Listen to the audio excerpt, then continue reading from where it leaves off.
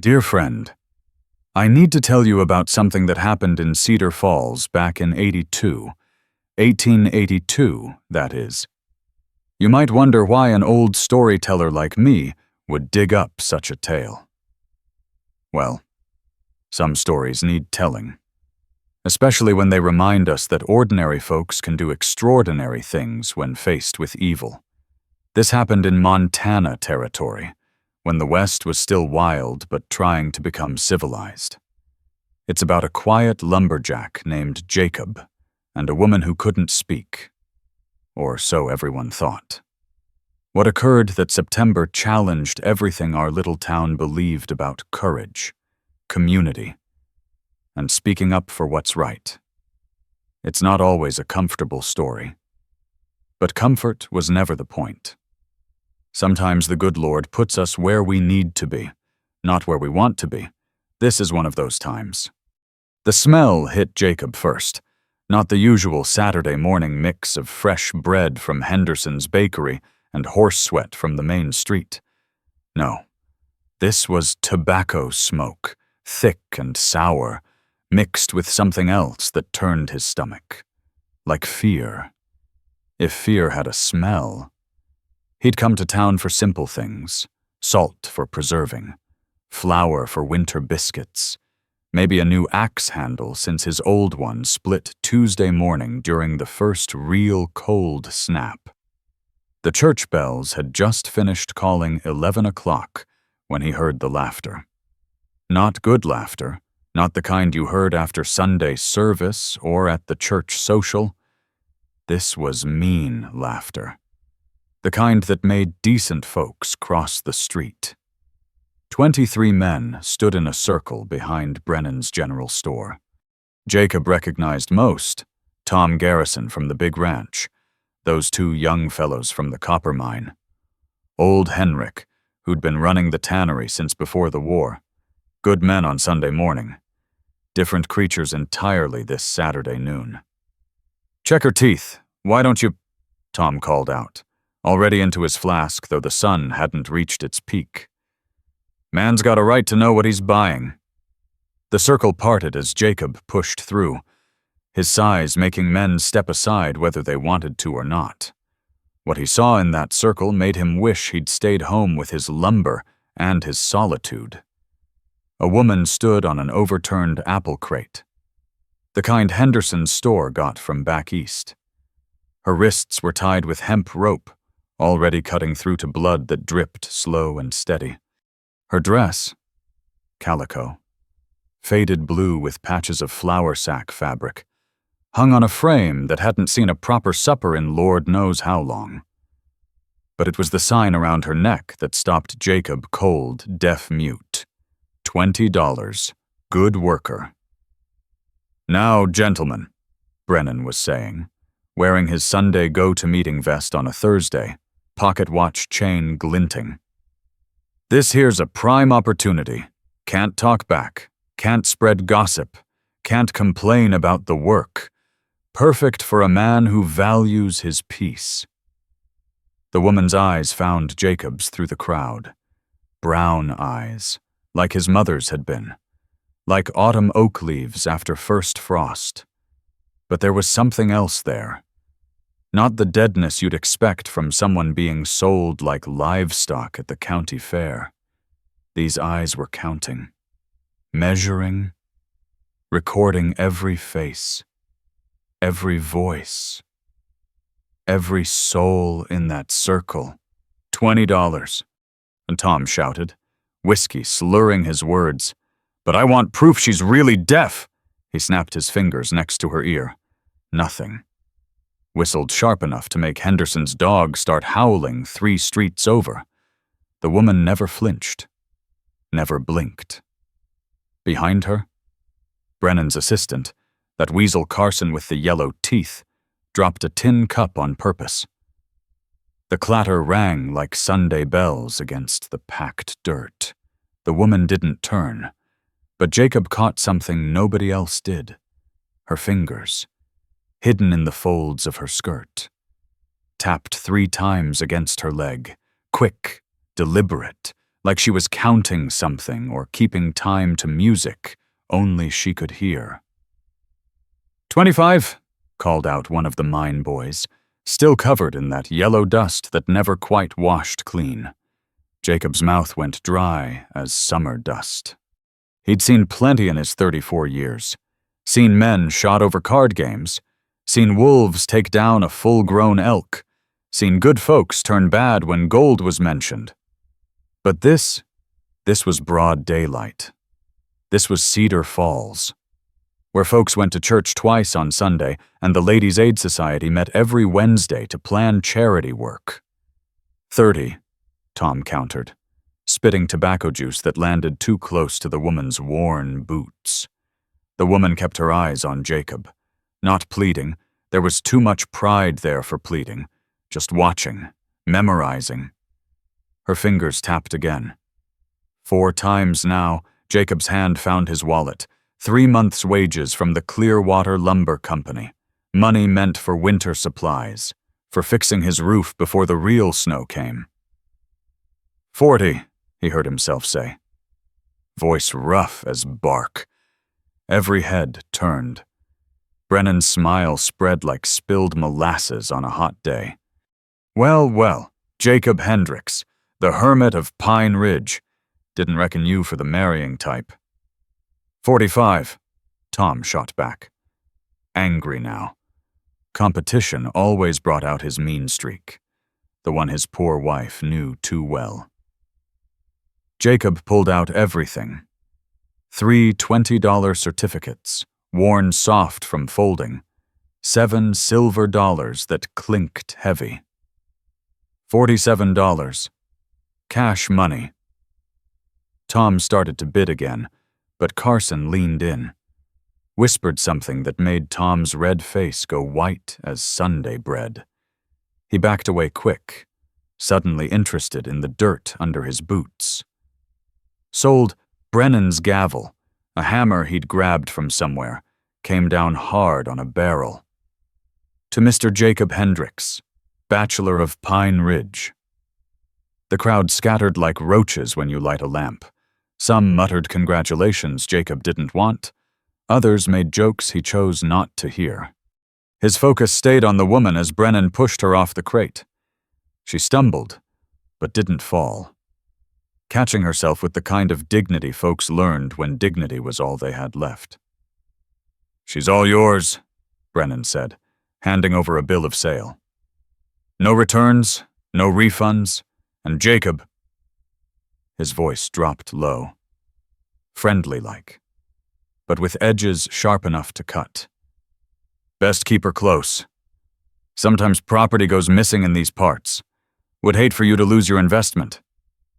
Carson cut the woman's ropes with a knife that had too much rust on it. Too many stains nobody asked about. Fresh blood welled where hemp met flesh. The woman didn't make a sound, but her eyes flickered to the alley where 3 horses stood tethered. Good horses. Fast horses. The kind men used when they planned to ride hard and not look back. "Come on," Jacob said, not sure if she could read lips or understand gestures. He pointed to his wagon, the one loaded with fresh-cut lumber for the Garrett ranch.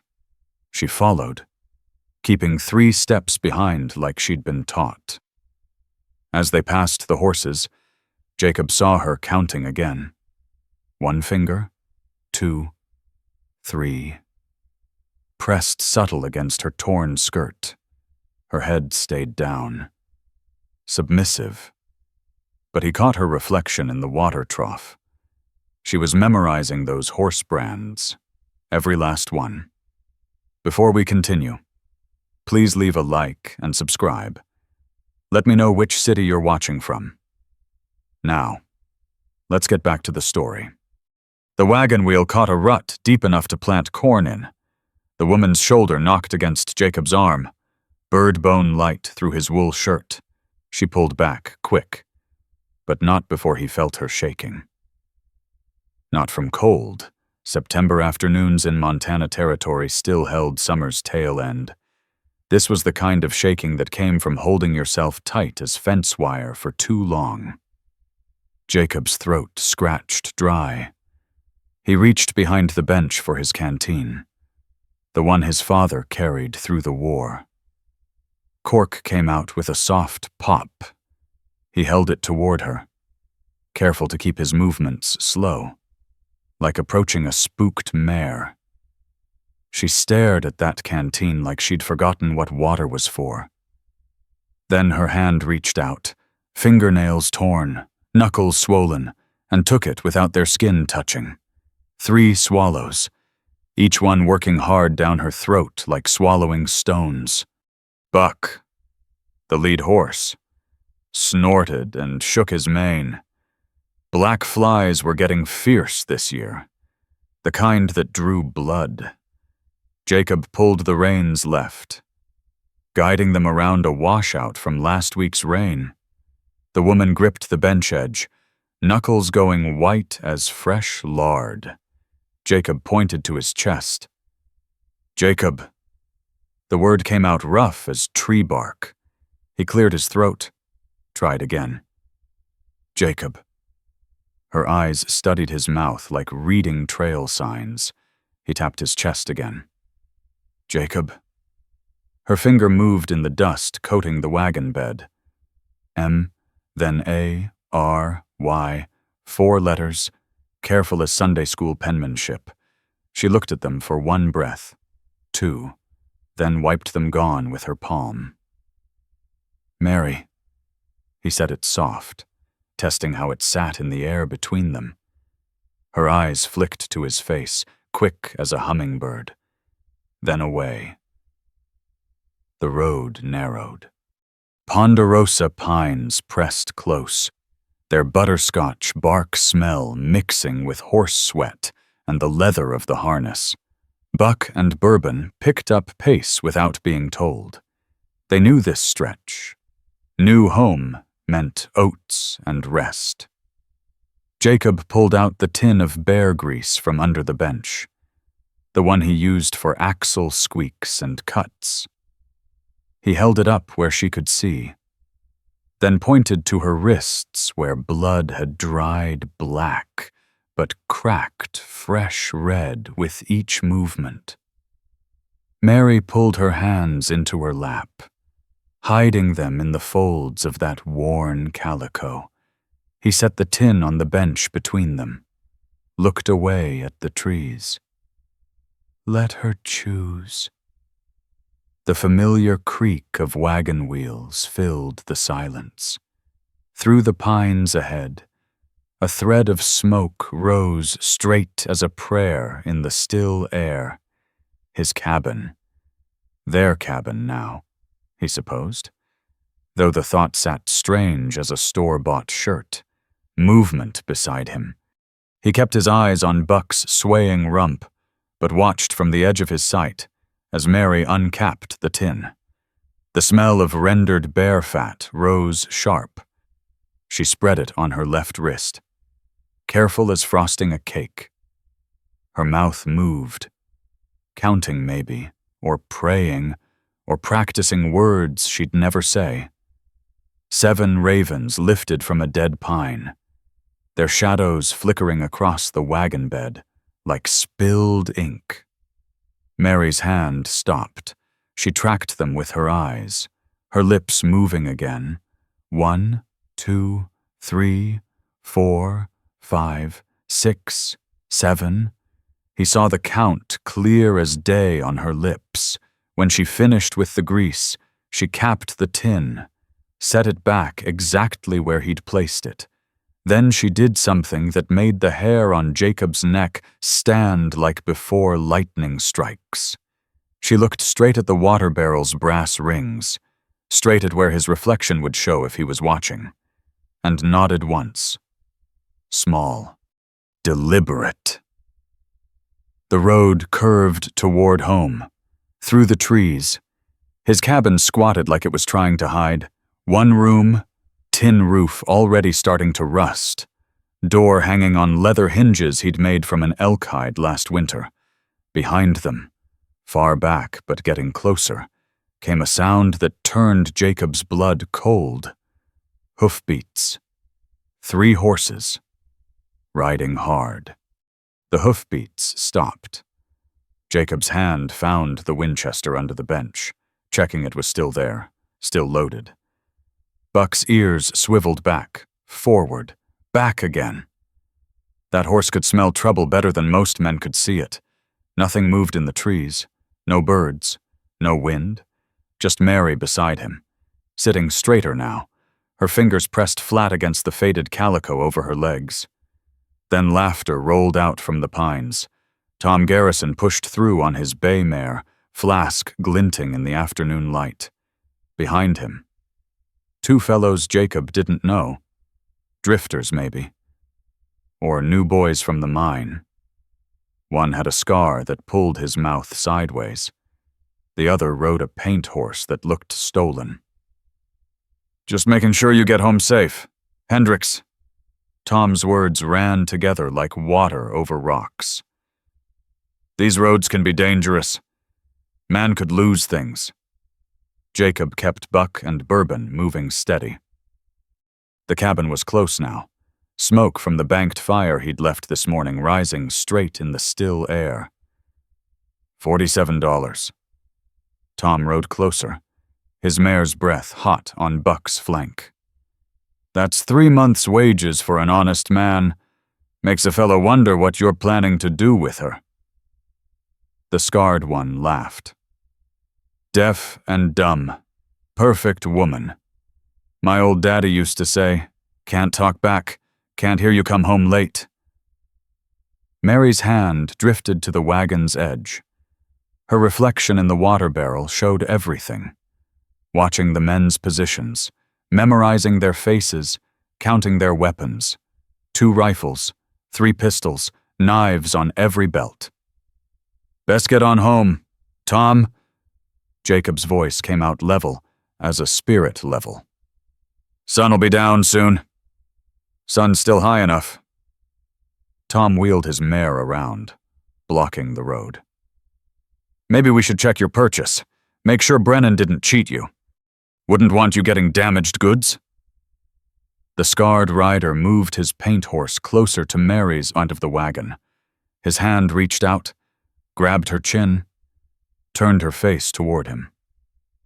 His fingers left dirt marks on her skin. "Pretty enough under all that road dust, if you like them broken." Mary didn't pull back, didn't flinch, just sat there like a china doll while his thumb pressed too hard into her jaw. Jacob's hand moved to the rifle. Tom's hand moved to his Colt. Everyone stopped breathing. "Road's public property," Tom said, the drunk sliding out of his voice like oil from water. "But interfering with a man's business, that's different. That's something the sheriff would want to know about." The scarred one released Mary's chin, wiped his hand on his pants leg. 3 days, Tom said, backing his mare away. "That's the courtesy period Brennan gives. 3 days to decide if you're satisfied with your purchase. After that, bill of sale is final." But during those 3 days, his smile showed tobacco-stained teeth. "Well, things happen. Property goes missing. Bills of sale burn up. Nobody's fault, really. Just how things are out here." They wheeled their horses, heading back toward town. Tom stopped at the tree line, turned in his saddle. "Enjoy your purchase, Hendricks, while you can." The hoofbeats faded slow, like they wanted Jacob to hear every step away. He waited until even Buck's ears relaxed, before clicking his tongue. The horses moved forward, faster now, eager for home and grain. Mary hadn't moved since the scarred one touched her. Her jaw showed red marks shaped like fingers. She stared straight ahead, but Jacob caught her hand in her lap. One finger extended, pointing back toward where the riders had disappeared. The cabin squatted in its clearing, logs gone silver with weather. Chinking needed repair before winter. The leather hinges on the door had stretched in the summer heat, making it hang crooked. But it was his. Built with his own hands. On land he'd bought fair with 5 years of sawing lumber. Jacob climbed down, came around to Mary's side, offered his hand up to help her down. She looked at his hand, at his face, at the cabin, then took his hand quick and light, like a chickadee landing on a branch just long enough to test if it'll hold. Her feet touched ground. She pulled her hand back, stepped away. 3 steps exactly.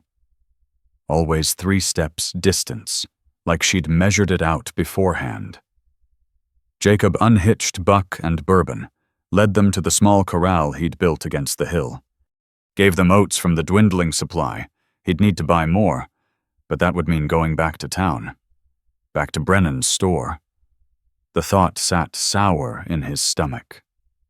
When he turned back, Mary stood exactly where he'd left her, waiting, like she didn't know if she was allowed to move without permission. He walked to the cabin, pushed the door open. The leather hinges creaked. He gestured for her to follow. Inside was simple as a prayer. 1 room, 20 feet on each side.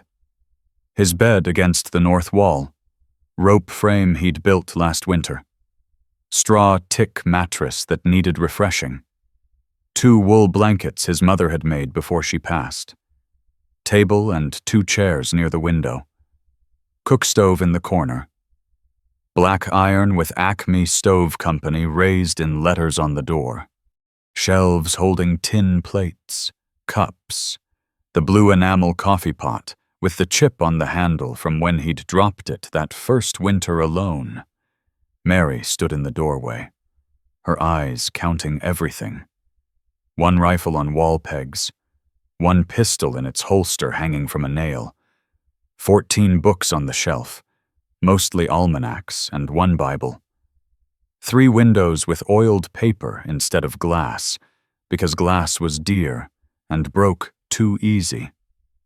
Jacob pulled his mother's trunk from under the bed.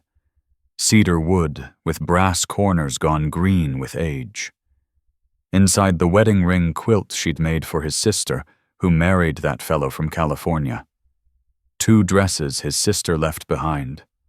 Undergarments he didn't look at direct.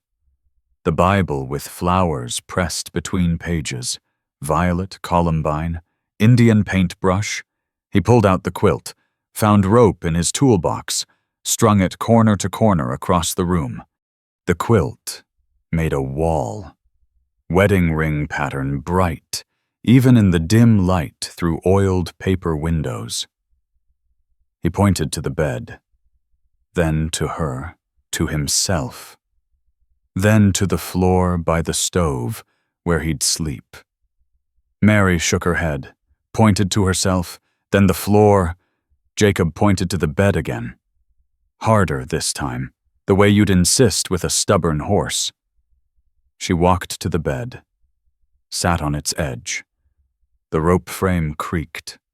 She ran her hand over the wool blanket, feeling the weave, then stood, pulled the blanket off, laid it careful on the floor on her side of the quilt wall, sat down on it, looked at him, waiting to see if this was acceptable. Something tight released in Jacob's chest. He went to the stove, stirred the banked coals until they glowed red, added kindling, then split pine. The fire caught quick, yellow flames pushing back the growing dark. He had venison hanging in the root cellar, potatoes from his small garden, 1 onion going soft but still good. He brought them up, started cutting. The knife, sharp enough to shave with, moved through the meat like it was warm butter. Mary watched from her blanket, her eyes following the knife. The way he held it, where he set it between cuts. Like she was memorizing a map she might need later. He made stew. Nothing fancy. Meat, potatoes, onion, the last of his salt, water from the rain barrel. While it bubbled, he showed her the door bolt, drew it closed, open, closed, put her hand on it, made her work it herself, 3 times until she had the motion smooth. They ate in silence, him at the table, her on her blanket with her plate balanced on her knees. She ate careful, small bites, chewing everything twice as long as needed, like someone who'd learned food could disappear if you didn't pay attention. Full dark came. Jacob lit the coal oil lamp, set it on the table. Shadows jumped on the walls like they were trying to escape. He pulled off his boots, set them by the door, lay down on the floor by the stove. The heat felt good on his back after a day of tension. Through the quilt wall, he heard Mary settling onto her blanket, the rustle of her arranging herself. Then quiet. "Should have bought the salt," he said to the ceiling. "Flour, too. Need those things more than—" He stopped. More than what? More than a person. More than doing what was right. The rustling behind the quilt stopped. Like she was listening. Like maybe she understood more than anyone thought. Jacob closed his eyes. Let his breathing go deep and regular. Let her think he slept. The fire popped, settled, outside. An owl called from the big pine. Another answered from across the clearing, then horses, moving slow, careful, like they didn't want to be heard. They stopped maybe 50 feet from the cabin. Jacob's hand found the colt beside him, but he kept his breathing steady. Deep. Voices, low but clear in the still night air. 3 days, Brennan's voice, trying to sound official even in whisper. "We give him 3 days to think he's won. Then we come collect our property. And if he fights," another voice, "Carson, the weasel with the knife, then we burn him out. Cabin fires happen all the time out here. Tragic, but common." Behind the quilt, Mary's breathing never changed. In and out, perfect sleeping rhythm. But Jacob heard something else. So faint he almost missed it. The scratch of charcoal on wood. Coffee smell pulled Jacob from sleep. Real coffee, not the burnt chicory mess he usually made. He kept his eyes closed, listening. Bare feet on pine boards, soft as dropped cotton. The stove door squeaked on its hinge. He kept meaning to oil that. Wood scraping against iron. A tin cup set down gentle. Jacob opened his eyes. Mary stood at the stove, her back to him, wearing his sister's brown cotton dress, too big through the shoulders, hemmed for someone half a foot taller. Her hair, pinned up tight yesterday, hung loose down her back, black as crow feathers with silver threads catching the morning light through oiled paper. She turned, saw him watching. Her whole body went still as a deer hearing a twig snap. He sat up slow. His back hurt something fierce from the floor, and his neck had a crick that would take all morning to work out. Pointed to the coffee pot, then to himself. Raised his eyebrows. A question. She nodded, poured coffee into one of the blue tin cups, set it on the table, stepped back. 3 steps. Always 3 steps. Like she'd measured the exact distance needed to run if necessary. The coffee tasted like heaven ought to taste. Strong, but not bitter. Hot enough to burn his tongue if he wasn't careful. His mother used to make coffee like this, adding eggshells to settle the grounds, on a plate beside the cup biscuits, golden brown, steam rising from their centers where she'd split them. His flour, his lard, his baking powder, but transformed into something he couldn't have made if his life depended on it. Jacob stood. Looked out the window. Morning fog hung in the pines like cotton batting, turning everything soft and uncertain. Buck and Bourbon stood close together in the corral, sharing warmth. No new hoof prints in the dirt. Not yet. Mary ate her own biscuit sitting on her blanket, which she'd folded neat as a letter while he slept. Her plate balanced on her knees. When crumbs fell, she picked them up one by one, ate them too. Nothing wasted, Jacob went to the shelf, pulled down the Bible. His mother's pressed flowers fell out. Indian paintbrush, columbine, a wild rose gone brown with age. In the back, tucked behind Revelation's paper and a pencil, the kind you got at Henderson's store for keeping accounts. He sat at the table, drew a tree. Simple thing. Triangle on top of a line. Like children drew. Then an axe beside it. Then fire. Jagged lines rising from squares meant to be logs. Then a house with a peaked roof and a door. He set the paper in front of Mary, pointed to each picture, then to the real thing. Tree, pointed out the window at the pines. Axe, hanging by the door next to his coat. Fire, the stove crackling with morning wood. House, spread his arms to indicate the cabin. Mary studied the pictures, picked up the pencil. Her hand hesitated, then moved. She added to his tree, branches reaching out, roots going down, bark texture on the trunk, made it real instead of symbolic. To his axe, she added a proper handle, the wedge that kept the head from flying off. To his fire, smoke curling up. To his house, windows and the chimney with its own smoke. Then she drew her own pictures. A hand held up flat. Stop. A hand beckoning. Come. 2 stick figures. One tall with broad shoulders. One smaller, man and woman. A circle with lines shooting out. Sun.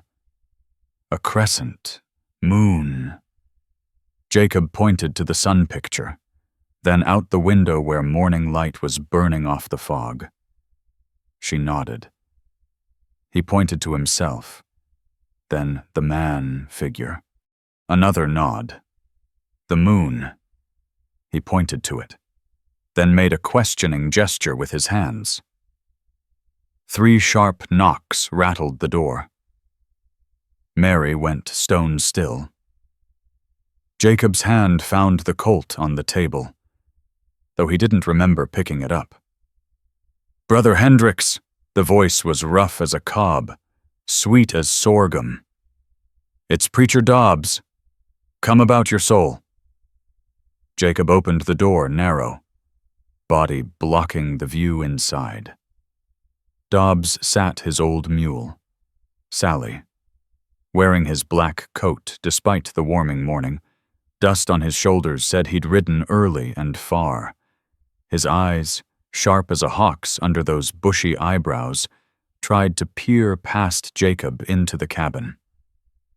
"Heard you made a purchase yesterday." Dobbs shifted in his saddle, leather creaking like old bones. "Unusual purchase, folks are saying. Folks say a lot of things. That they do. Brother, that they do." Dobbs sucked his teeth, a wet sound that turned Jacob's stomach. "Also heard you got yourself some help for the lumber work. A woman who can't hear, can't talk. Some might say that's taking advantage of the unfortunate." Some might mind their own business. The Lord's business is everyone's business. Dobbs leaned forward, his mule stepping closer. And a man living alone with a woman, unmarried. Well, that's the kind of business that concerns the whole community. Behind Jacob, he heard Mary moving. Quiet steps toward the stove. Away from the door. Away from sight. She sleeps on her side of the room. I sleep on mine, proper as your Sunday service. Sunday service. Dobbs smiled, showing teeth yellow as old piano keys. Speaking of which, you haven't darkened the church door in 3 months. Neither has your hired help. I'm guessing. Been busy? Too busy for the Lord. That's a dangerous thing. Brother Hendricks, man gets too busy for the Lord. The devil finds work for idle hands. He paused, sucked his teeth again. Or idle women? The threat sat between them like a snake in the sun. Appreciate your concern. Preacher. Jacob started closing the door. 3 days. Dobbs said it casual, like mentioning the weather. That's what Brennan gives for returns on purchases. 3 days to decide if you're satisfied. After that, the sale is final. But during those 3 days, he turned Sally around. Well, the Lord works in mysterious ways, and sometimes those ways involve property going missing. Tragic when it happens. He rode off. Sally's hooves raising little dust clouds that hung in the still air. Jacob closed the door, set the bolt. Mary stood by the stove, holding the poker like she might need it for something other than stirring coals. He shook his head, pointed to the poker, then the stove. She set it down gentle, but her hand trembled just enough to notice. Work. Work would settle them both. Jacob gathered his tools, the crosscut saw that needed 2 people for the big logs, wedges and sledgehammer for splitting. The measuring cord knotted every foot, pointed to the door, to her, to himself, made a gesture of togetherness. She followed him outside to where he'd been working on an order for the Garrett Ranch, 20-foot lengths for a new barn. The logs lay where he'd left them, ready for sectioning. The crosscut saw was 6 feet long, teeth sharp as accusations. Jacob took one end, showed Mary the other handle. She gripped it wrong at first, too high up where she'd have no leverage. He moved her hands down, positioned them proper. Her skin was rough under his fingers, working hands, not the soft hands of a woman who'd never known labor. They found a rhythm. Pull toward you. Release while the other pulls. Pull. Release. The blade sang through wood, that sweet sound of good steel through pine. Sawdust flew golden in the morning light, settling on their clothes, their hair, mixing with sweat as the sun climbed higher. Mary matched him stroke for stroke. Her arms, thin but not weak, kept the blade moving steady. When the first log split through, she was already positioning the wedge for the next cut, understanding the work without being told. By the time the sun hit noon position, they'd sectioned 8 logs, more than Jacob usually managed alone in a full day. Mary had sawdust in her hair, on her cheeks, the borrowed dress damp with sweat. But something in her face had changed. Not happiness exactly. Satisfaction, maybe. The look of someone doing useful work. Jacob showed her his marking system. Straight cut for planks. He drew a line in the dirt. Angled cut for beams. Drew it at 45 degrees. Crosshatch for firewood. She nodded. Understanding immediate. Then she did something that stopped him cold. She walked to the sectioned logs, started arranging them. Not random stacking, not just piling them up. A pattern. Heavy pieces on bottom, lighter on top, but angled specific. Each piece supporting the next. Weight distributed so when you loaded them on a wagon, they wouldn't shift, wouldn't roll, wouldn't need constant adjusting. The problem Jacob had been wrestling with for months, how to load lumber efficient without it shifting during transport, solved by a supposedly simple-minded deaf woman in the time it took to eat dinner. He stared at the arrangement, then at her. She kept her eyes down. But he caught something at the corner of her mouth. Pride, maybe. Or worry that she'd shown too much, revealed too much of who she really was under the silence. The sun started its slide toward evening. They ate bread and dried venison in the shade of the big pine. Passing the water bucket between them, Mary had sawdust on her cheek. Jacob reached to brush it off, stopped when she pulled back sharp. He pointed to his own cheek instead. She understood. Wiped her face with her sleeve. When they went back inside as shadows grew long, Mary disappeared behind the quilt wall. He heard rustling, then nothing. After supper, beans and salt pork. The last of his stores, Jacob sat sharpening his axe with long strokes on the whetstone. Scrape, scrape, scrape. Rhythmic and soothing. Behind the quilt. Barely audible under the sound of sharpening charcoal on wood. Scratching steady as his whetstone. He stood to bank the fire for night, and as he passed the quilt, lamplight threw shadows through the fabric. Mary sat on the floor, hunched over a loose floorboard she'd pried up. In the hollow space beneath pieces of bark covered in black marks. She was writing, recording, documenting something in charcoal on bark. She looked up, through the quilt shadow. Their eyes met. She knew he could see her. And now he knew for certain what he'd suspected since that first tap of her fingers. She could hear everything. Fresh horse tracks circled the cabin. 3 sets, maybe 4. Pressed deep in the dirt, still damp from morning dew. They'd ridden close enough to peer through the oiled paper windows, close enough to count the logs in Jacob's woodpile, close enough to test the door. Jacob knelt by the clearest print. Shoe worn on the left side. That would be Tom Garrison's bay mare. Another set. Smaller. Deeper. Someone riding a heavy horse, carrying extra weight. Maybe supplies.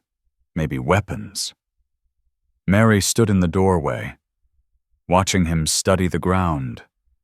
Her fingers moved against her dress, counting something. The tracks, most likely, or the hours until Brennan's 3-day courtesy period ended. Tomorrow at noon, by Jacob's count, he went to the toolbox, pulled out the new lock he'd bought last winter but never installed. Heavy iron. Came all the way from St. Louis. The key was thick as his thumb. Teeth cut deep. He fitted it to the door, drilled new holes for the mounting screws. The sound of metal biting into wood made Mary flinch. Just once. While he worked. She gathered eggs from the 3 chickens that roosted under the cabin. Birds he'd bought as chicks from Mrs. Henderson last spring. 4 eggs today. Still warm. She held them careful in her apron. Like carrying something that might shatter from a harsh word, Jacob strapped on his gun belt. The Navy Colt sat heavy on his hip. Leather holster still stiff from lack of use. He'd bought it converted from cap and ball to cartridge from a fellow at the lumber camp. Hadn't worn it since. The weight felt wrong, like wearing another man's boots. Mary watched him check the cylinder. 6 shots, all loaded. Her eyes tracked from the gun to his face to the door. Question in them. Though her mouth stayed closed, thunder rolled across the valley, though the sky stayed clear.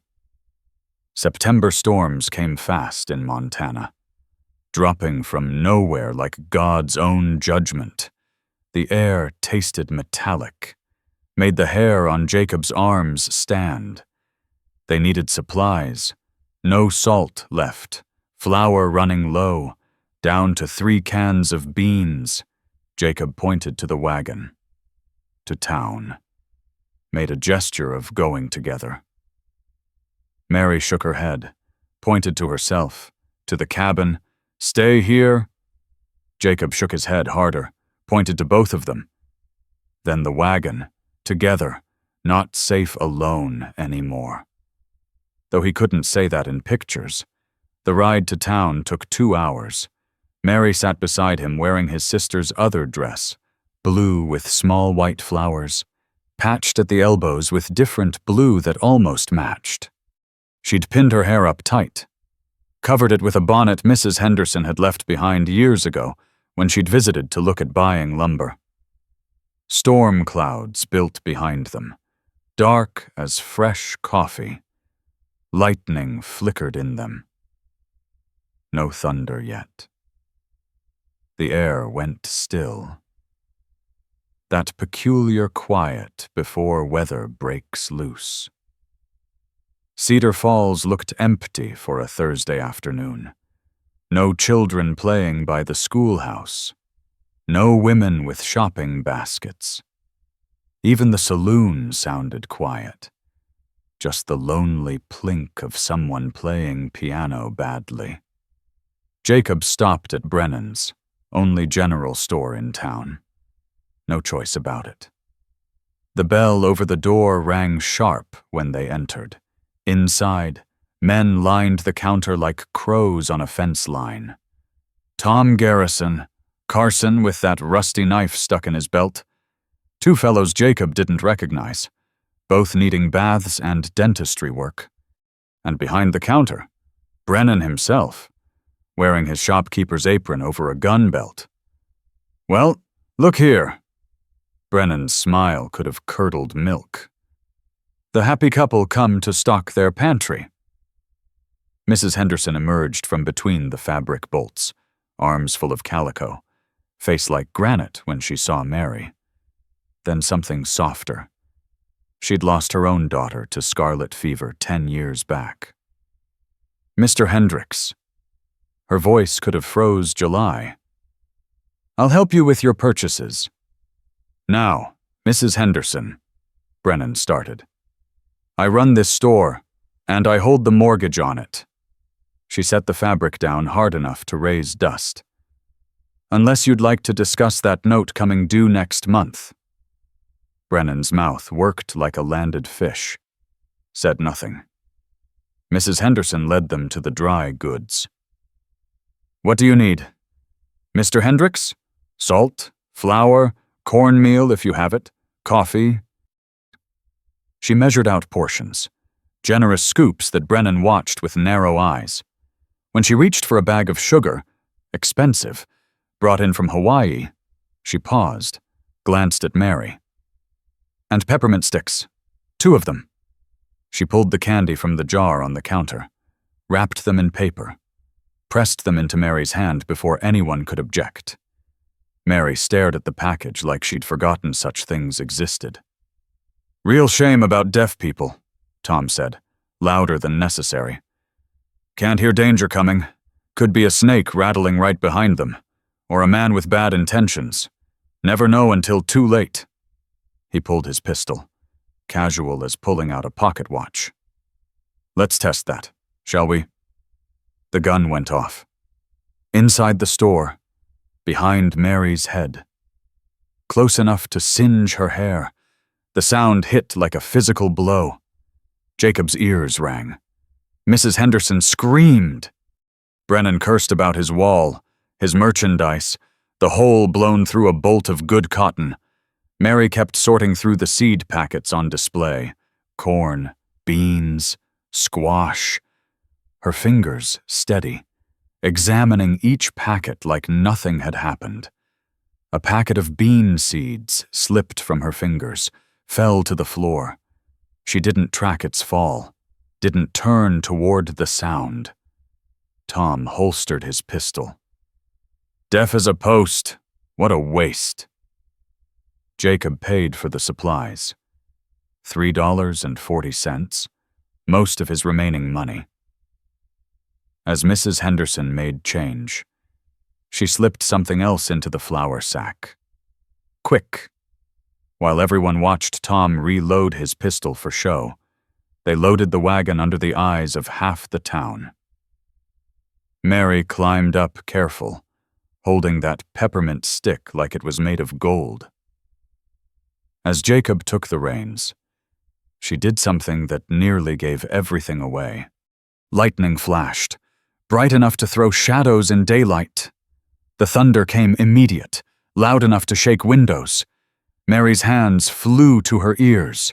She caught herself quick, turned it into adjusting her bonnet. But Tom had seen. His eyes narrowed, studying her like she was a book written in a language he almost understood. Jacob snapped the reins. Buck and Bourbon moved out quick, eager to get home before the storm broke. 3 riders followed them out of town, not hiding now, keeping pace 50 yards back. Tom Garrison, Carson, and one of the fellows from the store. They stayed with them for a mile, then 2, then pulled up at the fork where the road split toward the mining camp. "See you soon, Hendricks," Tom called. "Real soon." The rain hit when they were halfway home. Not gentle rain, the kind that came sideways, driven by wind that bent the pines near horizontal. Mary pulled the blanket from behind the seat, held it over their heads. But water found every gap, every opening. By the time they reached the cabin, both were soaked through. Jacob unhitched the horses fast, led them to shelter. Mary carried the supplies inside, moving quick but careful with the flour sack. Inside, she pulled out what Mrs. Henderson had hidden, a folded paper, wrapped in oilcloth to keep it dry. Mary opened it, read it, her face changing. She handed it to Jacob. 4 words in Mrs. Henderson's careful script. Federal Marshal, Thursday, Billings. Thursday was tomorrow, the same day Brennan's 3-day period ended. Billings was 30 miles north. A hard day's ride. Mary pointed to the paper, then north, then made a questioning gesture. Jacob shook his head. Too far. Too dangerous. They'd never make it with men watching every road. Mary went to her side of the quilt, came back with one of her pieces of bark, covered in names, dates, fragments of conversations she'd overheard. Evidence.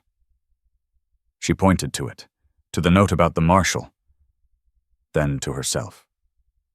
She was offering to go alone, to ride to Billings with the evidence while Jacob stayed to hold the cabin.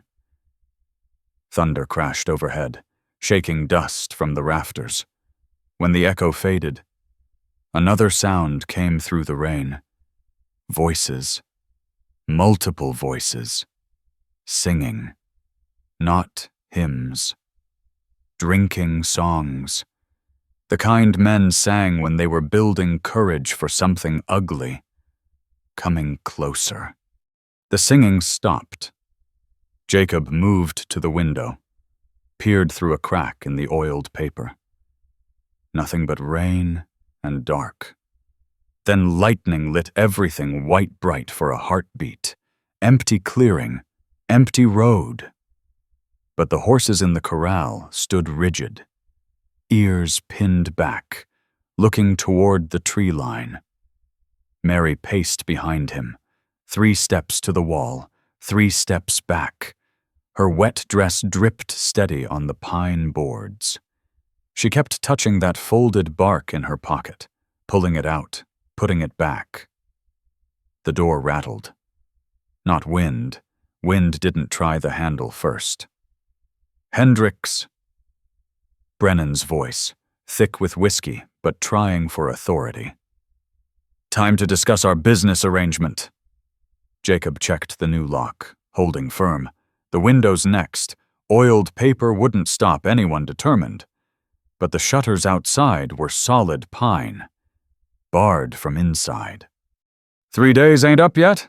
Jacob called through the door. "Close enough." Different voice.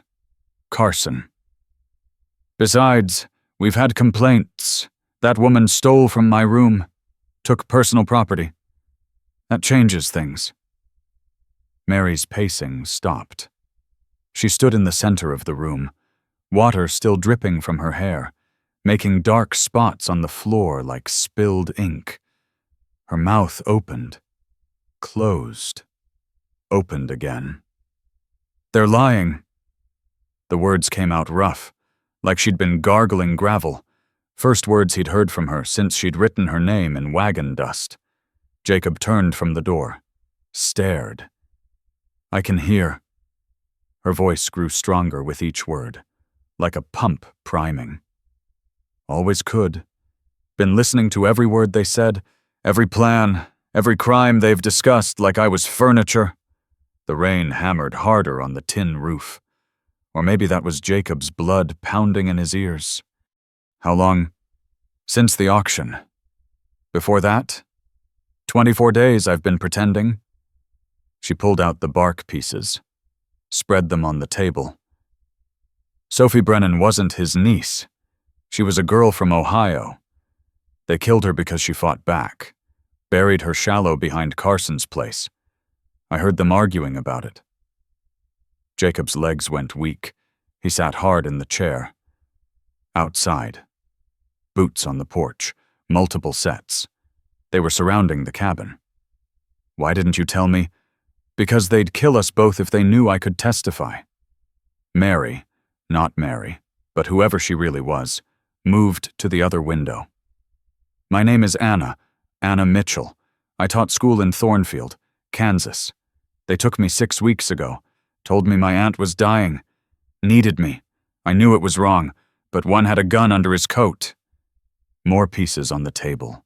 Names, dates, routes through the mountains. They have a system.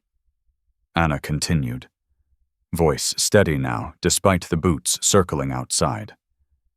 "Take women from small towns, places where people might assume they ran off. Sell them to mining camps, logging camps, places where law is far and men are lonely." "Hendricks," Brennan again, "open up or we'll smoke you out." Anna grabbed Jacob's arm. First time she'd touched him voluntary since he'd cut her ropes. "They've done this before. A family near Cheyenne. Parents wouldn't sell their daughter. Whole house burned. 4 children inside. Children. They don't care. They..." Glass shattered. The front window. Something flew through. A torch. Oil-soaked rags around a stick. Already burning. The kerosene spread instant across the floor. Anna grabbed the kettle from the stove, threw water on the flames. Steam exploded, filled the room. But the fire had caught the floorboards. Another torch through the back window, then the side. Smoke thick as wool blankets.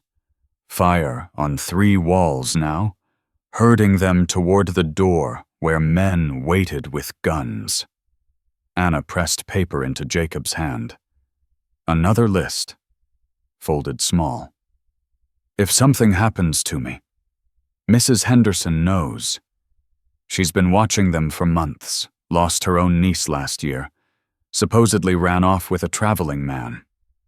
The roof caught, burning timber fell, showering sparks like fireflies in hell.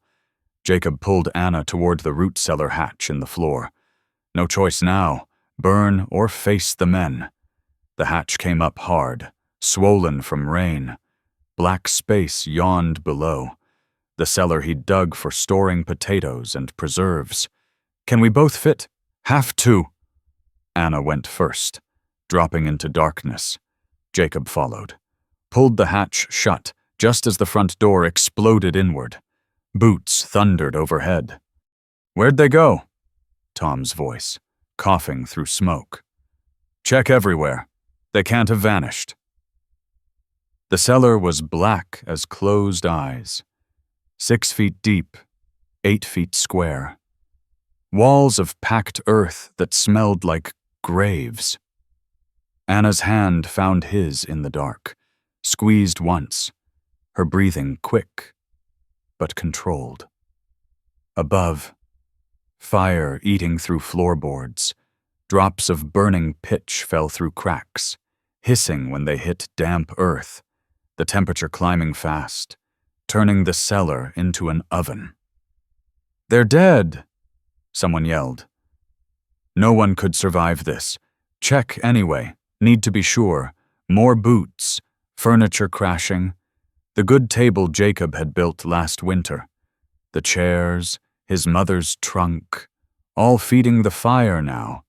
Then, cutting through the roar of flames and shouting men, wagon wheels, multiple wagons, and singing, not drinking songs this time. Shall we gather at the river? The beautiful, beautiful river. Women's voices. Lots of them. What in the... Brennan's curse cut short. Gentlemen?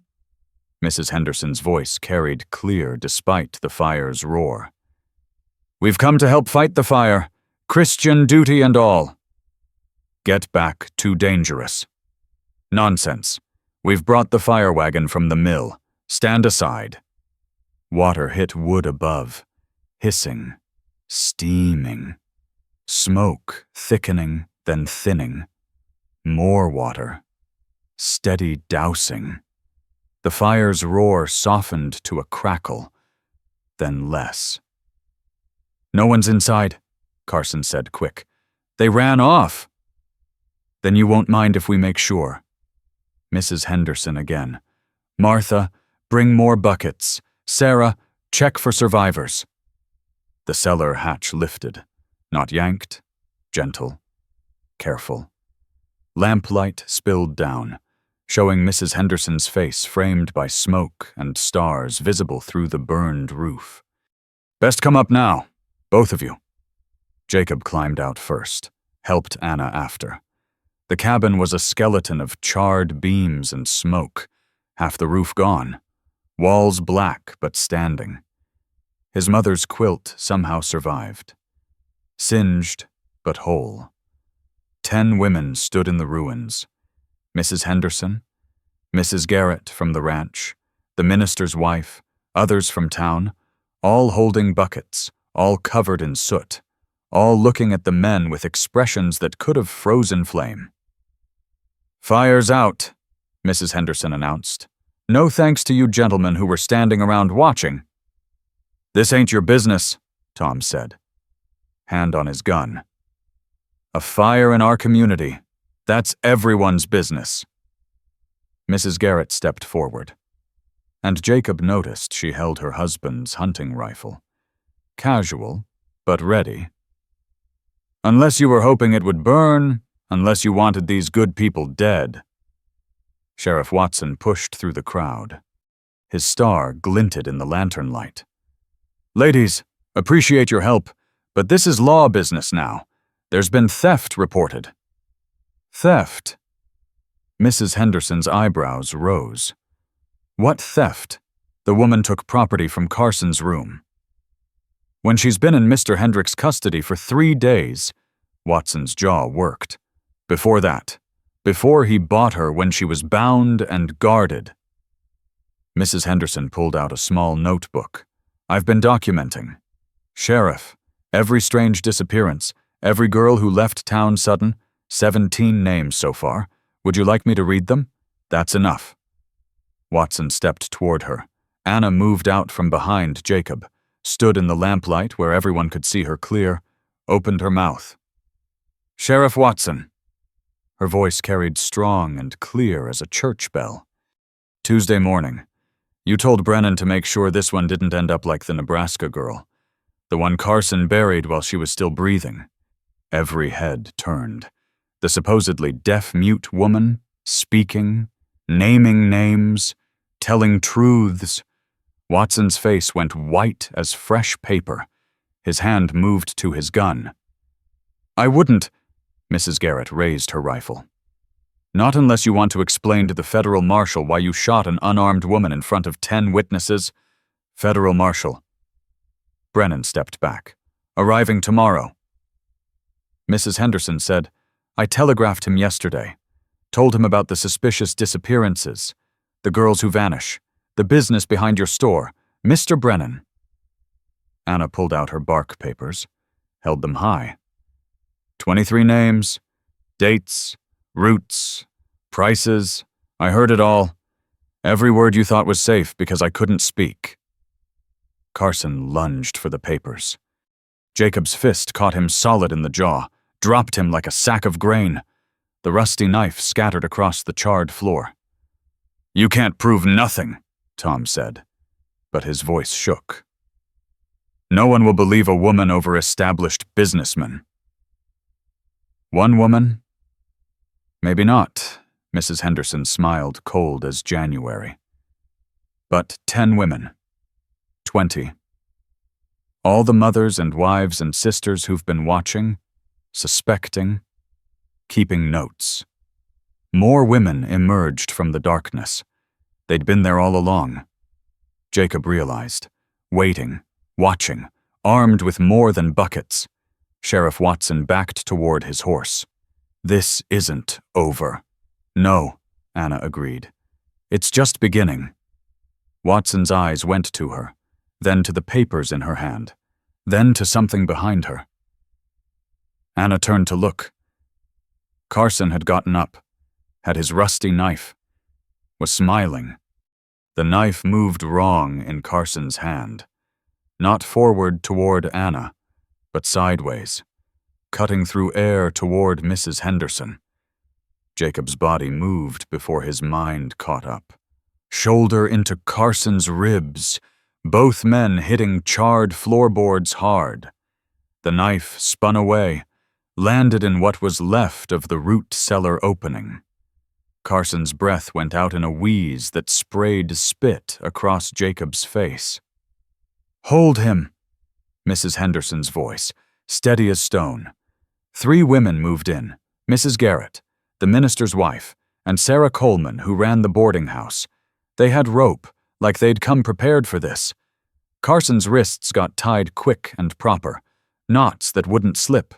Sheriff Watson hadn't moved, stood there like his boots had grown roots, badge reflecting the lantern light in little flickers. His hand still hovered near his gun, but 8 rifle barrels pointed his way now.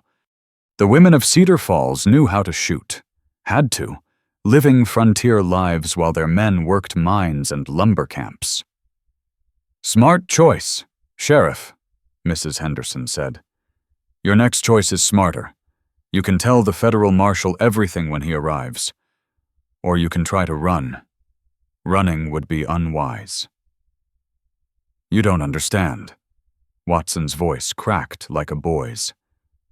"This is bigger than Cedar Falls. There's people in Denver, Chicago, people with money and power and names." Anna stepped forward, those bark papers still in her hand. "Give us names and maybe the marshal goes easier on you." Tom Garrison backed toward his horse, slow, like moving through honey. "This is crazy. You're listening to a lying woman who what?" Anna's voice could have cut glass. "Who pretended to be deaf so she wouldn't end up like Sophie, like Margaret from Nebraska, like the other 17 girls whose names I have written here." She pulled another piece of bark from her pocket. This one fresher. The charcoal still black and sharp. "Would you like me to read what you said Tuesday night?" Tom. When you thought I was sleeping about how the young ones bring better prices, but the fighters need to be broken first. Tom's face went red, then white, then gray as old dishwater. His hand twitched toward his gun. The minister's wife, quiet Martha Dobbs, who hadn't missed a Sunday service in 10 years, raised her late husband's Spencer rifle. "Try it. Please, give me the excuse." Her husband, Jacob remembered now. The minister had died 3 months back, shot by someone. They said a drifter, but never found who. Right around the time he'd started asking questions about missing girls. "You killed him," Martha said, voice flat as hammered iron. "My William, he figured out what you were doing, came to you Christian-like, trying to save your souls, and you shot him for it." "Can't prove that," Tom said. But sweat ran down his face like rain. "Don't need to prove it in court." Martha's finger moved to the trigger. "Just need to know it in my heart." "Martha," Mrs. Henderson's voice, gentle but firm.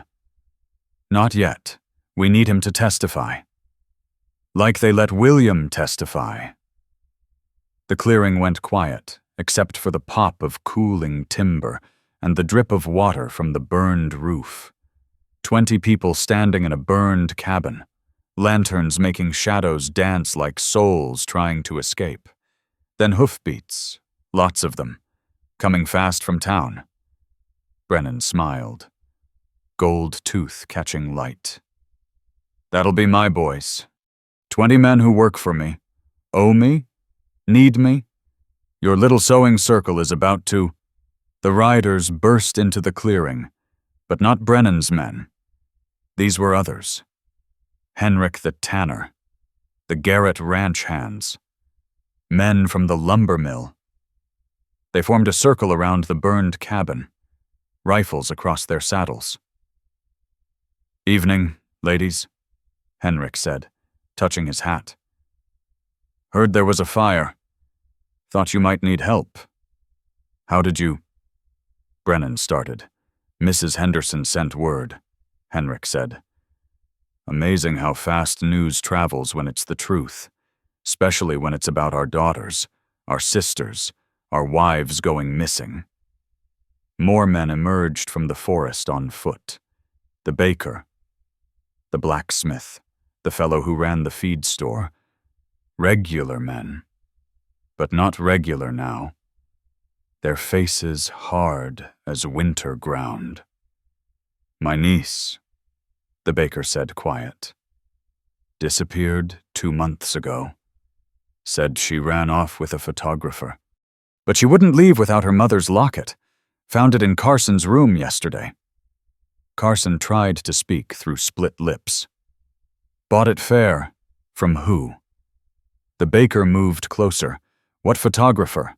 What's his name? Where'd he go?" "Silence. That's what I thought." Jacob looked around the clearing.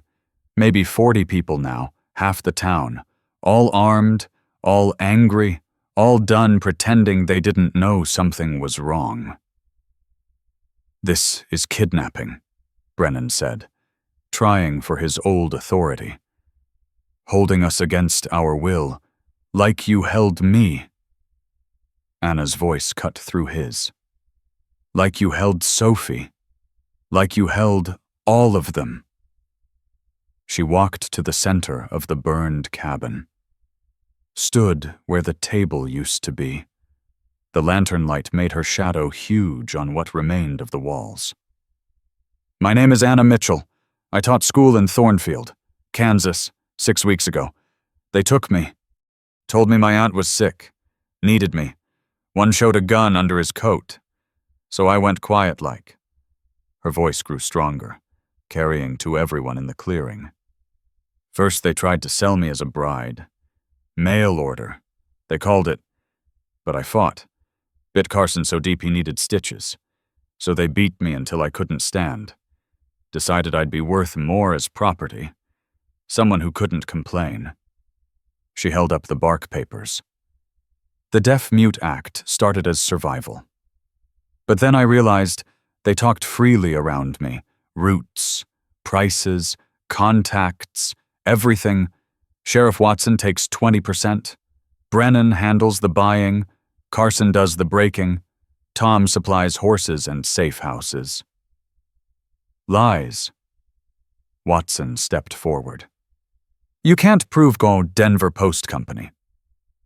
Anna said, That's your contact, Mr. James Sullivan. Runs it as the employment agency. Sends the girls to mining camps as housekeepers, seamstresses, cooks, except they never get wages and can't leave. Watson's face went gray. How could you know that? He whispered.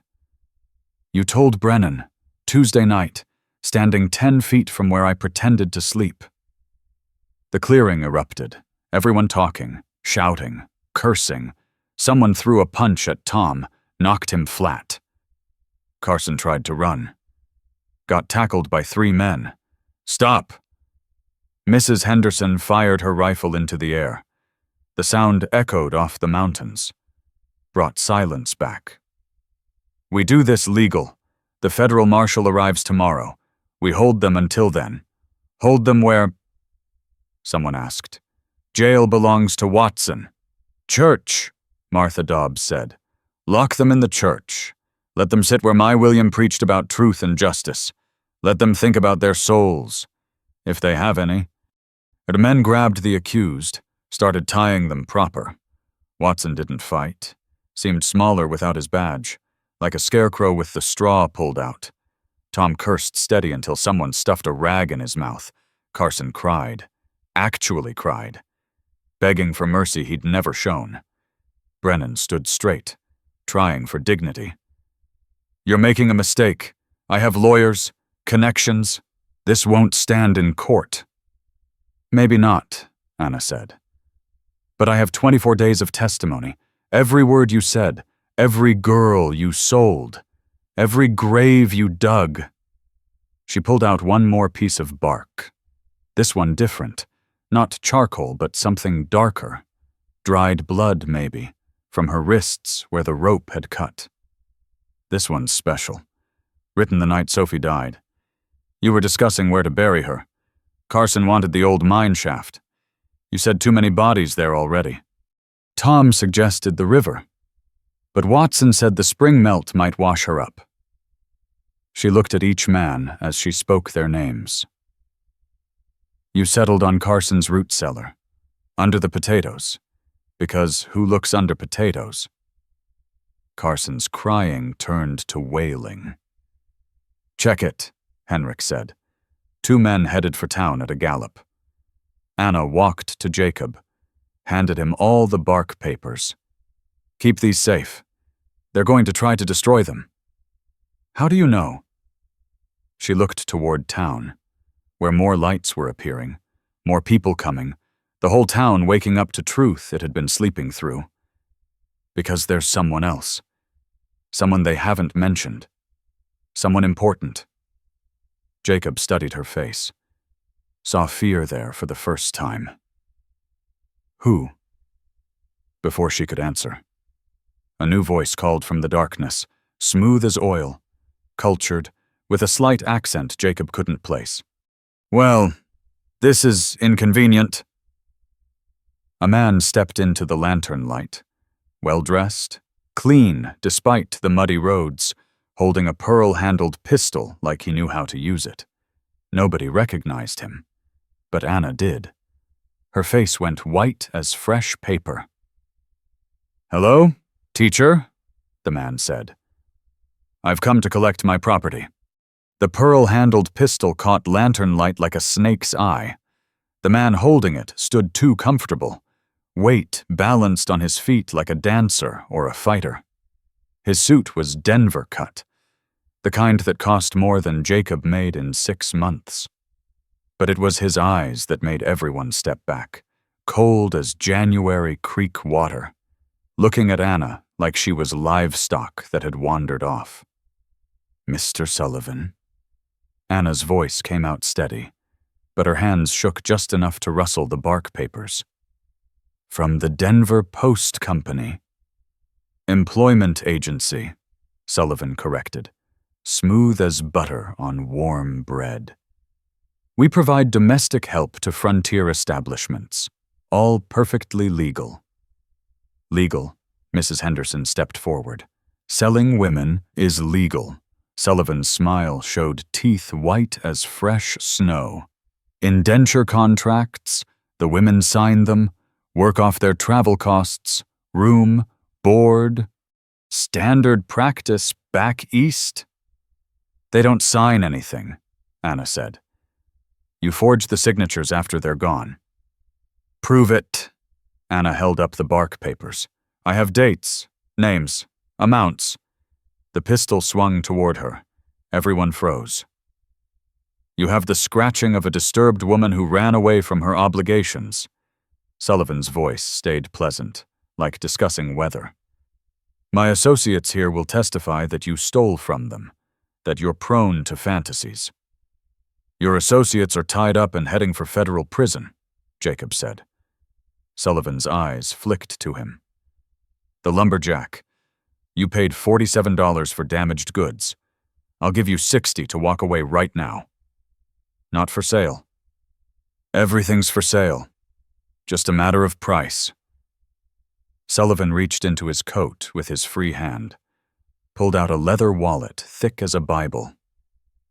$100. Cash. And Jacob felt the crowd wavering. $100 was more money than most saw in a year. $200, Sullivan said. Final offer. No amount, $300. Mrs. Garrett raised her rifle. Money won't buy you out of this, Mr. Sullivan laughed. Actually laughed. Madam, money buys everything. It bought Sheriff Watson. It bought silence from good Christian folks who suspected but didn't want trouble. It'll buy lawyers who'll make this disappear. He was right. Jacob could feel it in how some men looked away, how some women clutched their shawls tighter. Money talked louder than justice in most courts. The federal marshal, Mrs. Henderson, started. We'll find no evidence. Sullivan's pistol stayed on Anna. Bark can burn. Witnesses can recant. Women can disappear. A click behind Sullivan. Then another. Then dozens. Or, Henrik said, his voice carrying that particular tone men got when they were done talking. Rich men from Denver can have accidents on dark roads. Sullivan turned slow, keeping the gun on Anna. Behind him stood 20 men, all armed, all with that same finished talking look. You'd murder me, all of you good, God-fearing people. Not murder, the baker said quietly. Justice, for my niece, for all of them. Thunder rumbled, though the storm had passed hours ago. No, not thunder, hoofbeats, lots of them, coming fast. Ah, Sullivan smiled. That would be my insurance. 12 riders burst into the clearing. Not townsmen, these were hired guns, the kind that floated between mining camps and cattle wars. They spread out, surrounding everyone, rifles already out. Now, Sullivan said, voice still pleasant. Here's what happens. The woman comes with me. The rest of you go home. Forget this night. Tomorrow, business continues as usual. Over my dead body, Jacob said. If necessary. Sullivan cocked the pearl-handled pistol. But I prefer profit to bloodshed. Bad for business. Anna stepped forward. I'll go. No. Jacob grabbed her arm. She looked at him, and he saw something in her eyes. Not surrender. Something else. It's almost dawn, she said quiet. Look east. Pink touched the mountains, first light coming. painting the burned cabin's skeleton in rose and gold, and with the light, more sounds, wagons, horses, many horses. Sullivan's men shifted nervous. One pointed down the road. "Boss, we got company." A line of riders appeared, black shapes against the brightening sky. But these weren't more hired guns. These rode in formation, discipline in every line. As they got closer, Jacob saw the badges. Federal stars, not local tin. "Marshal McKenna," Mrs. Henderson said, and Jacob heard relief thick in her voice. "Right on time." Sullivan's smile finally slipped. "You telegraphed yesterday, before any of this." Mrs. Henderson pulled out her notebook. 17 missing girls, suspicious circumstances, federal crime when they cross territorial lines. Marshal McKenna, tall man, gray mustache, eyes that had seen too much, rode into the clearing. 6 deputies flanked him, not enough to match Sullivan's 12, but federal badges carried weight locals didn't. "Mr. Sullivan," McKenna touched his hat. "Interesting to find you here." "You know him?" Anna asked. "Known of him. Denver Post Company's been on our watch list. Never could prove anything." McKenna's eyes went to the bark papers in Anna's hands. "Until now. Maybe." Sullivan holstered his pistol. Smooth and easy. "Marshal, I'm here on legitimate business. This woman owes my company. I owe nothing." Anna's voice carried clear in the dawn quiet. "But I can tell you about Sophie Brennan. Murdered Tuesday night. Margaret Olson from Nebraska. Buried alive because she fought back. Jennifer Patterson. Sold to a brothel in Deadwood, though she was only 15. She held up each piece of bark as she spoke. Times, places, names, Sheriff Watson taking his percentage, Brennan handling the books, Carson breaking the girls who resisted. "Hearsay," Sullivan said, but sweat beaded on his forehead despite the cool morning. "Tom Garrison," Anna continued, voice getting stronger. "Supplying horses and hideouts. Speaking of which, Tom, you said Tuesday night that Tom, still gagged, made frantic sounds." Anna looked straight at him. "You said the young ones bring better prices but need their spirit broken first. Your exact words. I wrote them down while you thought I slept." She turned to the crowd. Dawn light making her hair shine like copper. "Every one of you suspected something. Some of you knew for certain. But it was easier to look away, to believe the lies about girls running off, to think it wasn't your problem." Shame settled over the crowd like morning mist. "But tonight you didn't look away. Tonight you stood up. That matters." Marshal McKenna dismounted, walked to Sullivan. "James Sullivan, you're under arrest for conspiracy to engage in human trafficking across territorial lines. You can't prove, actually." Anna pulled out one more piece of bark. "I can. You visited Tuesday afternoon, stood in Brennan's back room, thought I was in the cellar, deaf and dumb. You told them about the new route through Bozeman, about the deal with the military fort for laundresses, about how you needed 10 girls by month's end." Sullivan's face went white. "I was in the cellar, but I could hear every word through the floorboards." McKenna's deputies moved in. Sullivan's hired guns looked at each other, calculating odds. Federal marshals were one thing, but they were also surrounded by 40 angry townspeople, all armed, all with reason to shoot. One by one, they lowered their rifles. "Smart choice," McKenna said. He turned to Anna. "Miss, I'll need your full testimony, every detail." "You'll have it. And those papers, they're evidence now." Anna handed them over, but kept one back. The one written in blood. This one's mine, to remember. Dawn fully broke, painting everything gold. The burned cabin looked almost beautiful in the light, like it was transformed into something new. Birds started singing, meadowlarks and chickadees. Normal sounds after a night of anything but. Jacob stood beside Anna, close enough to feel her warmth, but not touching. Around them. Deputies were shackling Sullivan and his men. The townspeople were dispersing, heading home to breakfast and normal life, forever changed. "It's over," Jacob said. "No," Anna's voice was soft, but certain. "It's just beginning. There'll be a trial. I'll have to testify. They'll try to destroy my character, say I'm a fallen woman, a liar, disturbed. Let them try. You have the whole town as witnesses. The town that looked away until it couldn't anymore." She was right. Jacob knew it. Justice was never as clean as people hoped. Mrs. Henderson approached, placed a gentle hand on Anna's shoulder. "You'll stay with me until the trial. Proper accommodation for a proper lady." "I'm not sure I'm proper anymore."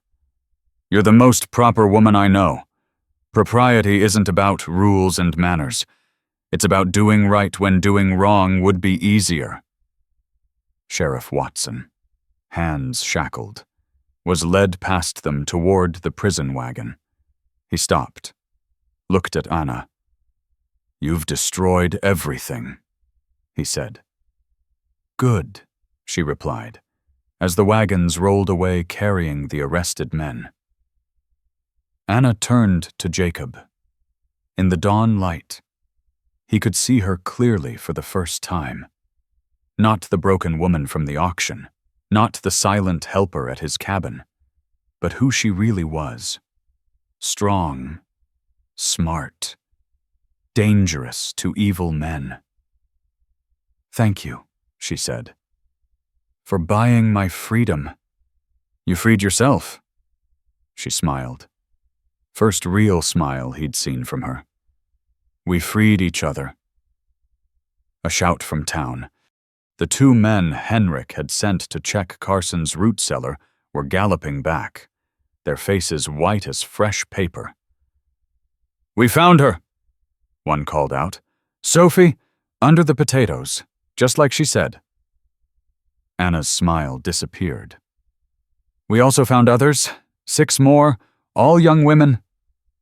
The clearing went silent, except for mourning birds who didn't know to stop singing. 7 bodies. 7 girls who hadn't been saved. Anna looked at the rising sun. Tears finally coming. "I should have spoken sooner." The trial took 3 weeks. 3 weeks of Anna sitting straight-backed in the witness chair, voice never wavering as she recited dates, names, prices paid for human beings. The courtroom in Billings packed every day, newspapermen from Denver, Chicago, even New York. Everyone wanted to hear the deaf-mute who wasn't deaf, the woman who brought down a trafficking ring by keeping silent. Jacob sat in the same spot each day. 3rd row, left side, where Anna could see him if she needed to. She never looked. But he knew she knew he was there. Sullivan's lawyers tried everything, called her disturbed, said the beatings had addled her mind, brought in a doctor who testified that women were prone to hysteria, to false memories. But Anna had the bark papers, had Mrs. Henderson's notebook, had 7 bodies pulled from Carson's cellar, each one a girl someone had been looking for. When the verdict came, guilty, all counts, Anna finally looked at Jacob. Just once, just long enough for him to see the weight lifting from her shoulders. After the trial, she could have gone back to Kansas. The school board wrote, offered her position back with a raise. Apologies for assuming she'd run off. She burned the letter in Mrs. Henderson's stove. "I have work here," she told Jacob when he asked. They were walking along Pine Creek. First warm day of March, ice breaking up in little crashes that sounded like applause. What work? She pointed to a small girl across the creek. The baker's daughter, born deaf. Everyone said simple because of it. The girl was watching them, had been following at a distance for days. Her, Anna said. Others like her. Children who can't speak or won't. I can teach them.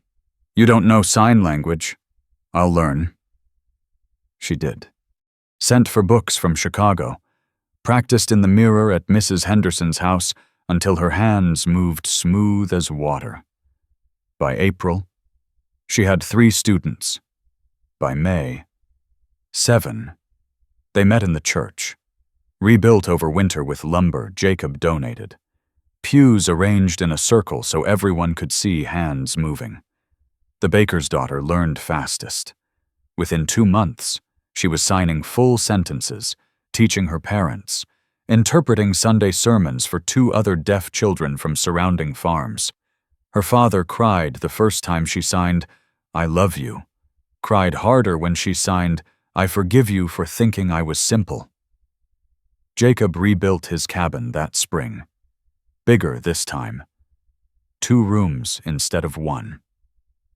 Real glass windows. A wood floor that didn't let wind through. The town helped, bringing lumber, nails, a new stove from Denver. Even Tom Garrison's wife came, quiet and bruised looking, carrying a quilt she'd made. Didn't say anything, just handed it over and left. Wedding ring pattern, like his mother's. Anna came by most evenings after teaching, helped with measurements, suggested improvements, a separate entrance to the second room so students wouldn't have to walk through living space. Shelves at child height for books, more windows on the south wall for morning light. They didn't talk about what they were building, not yet. June brought wildflowers and the first student who wasn't deaf. 8-year-old boy.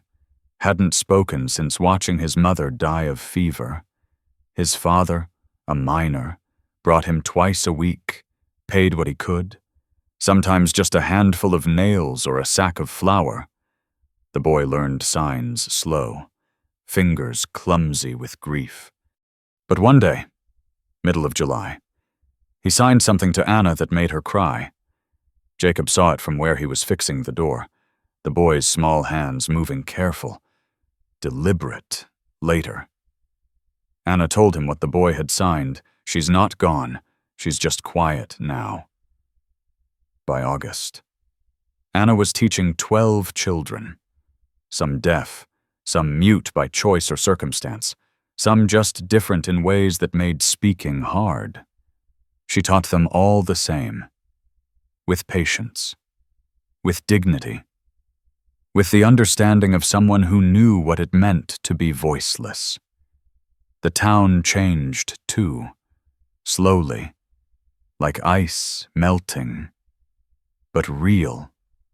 Mrs. Henderson started a committee for missing women, corresponding with other towns, creating a network of watching women. The new sheriff, brought in from Helena, no local connections, actually investigated when girls went missing. Found 3 runaways in Denver, brought them home safe. September came, a year since the auction. Jacob found Anna at the creek, sitting on the same rock where they'd walked after the trial. She was watching the water. Clear now, running fast over stones. I got a letter, she said without looking up. From Sullivan's lawyers. Jacob's chest went tight. What do they want? He's dead, killed in prison, throat cut in his cell. She picked up a stone, threw it in the water. They want to know if I'll testify about threats he made, help find who did it. Will you? No. Some justice happens in courtrooms, some happens other ways. They sat quiet, watching the water. Then Anna said something that stopped Jacob's breath. I'm staying. In Cedar Falls. In the cabin. If the offer's still open. Jacob looked at her. Really looked. Saw the silver threads in her black hair had multiplied. Saw the small lines around her eyes from squinting at sign language books. Saw the strength in her hands. The straightness of her spine. The way she held her chin up like she'd earned the right to. Not as hired help, he said. No, not as hired help.